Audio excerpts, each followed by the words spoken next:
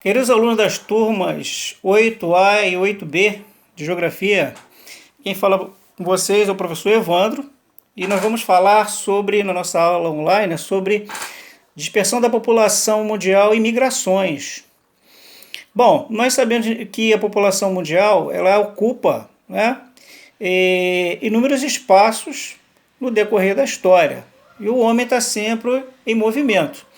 Agora, são diversos os fatores que levam o ser humano a ocupar determinadas áreas ou não.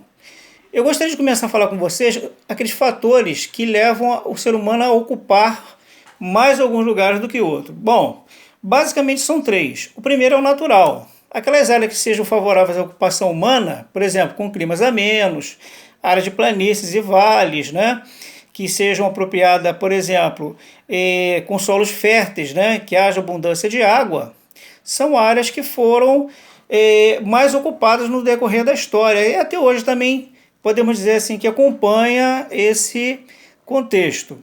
O outro fator também é o histórico, ou seja, onde as áreas de povoamento eram mais antigas, elas costumam ainda hoje ser também as mais habitadas também, como por exemplo, as áreas de monções na Índia, o centro-ocidental da Europa, o leste da China, por exemplo, que são grandes bolsões de população, ou bolsões populacionais, são áreas que historicamente eles foram primeiramente ocupados. Além do fator natural e histórico, há também o fator econômico. O mundo hoje, principalmente, é um mundo urbano. Hoje, praticamente, a gente tem uma grande ocupação do mundo na cidade, a população está ali. E elas buscam o quê? Aquelas atividades, para poder trabalhar.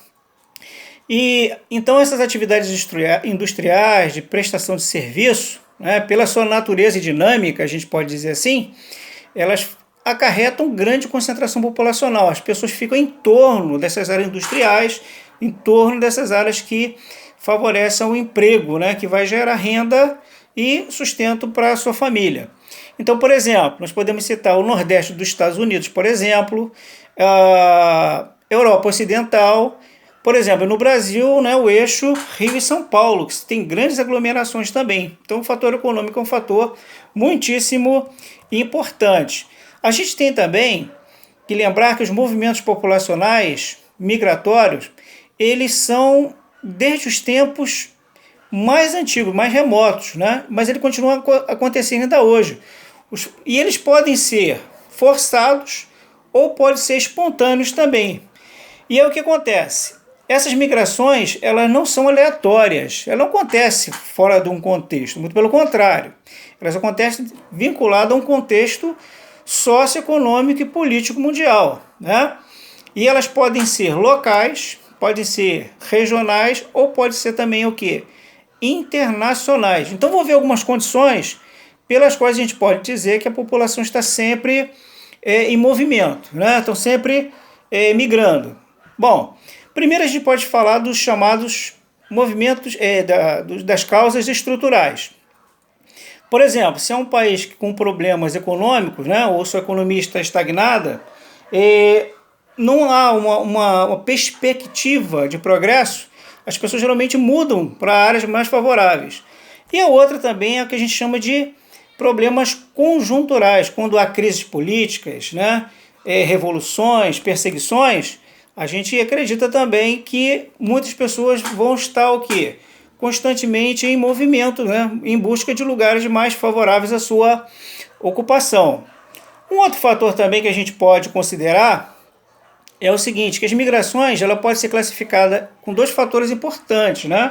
O primeiro dele, na sua classificação, é o espaço e o outro é o tempo. Vamos inicialmente falar, por exemplo, da questão em relação ao espaço. Em relação ao espaço, elas podem ser internas, esse movimento pode ser internos ou nacionais, quando ele ocorre dentro de um mesmo país,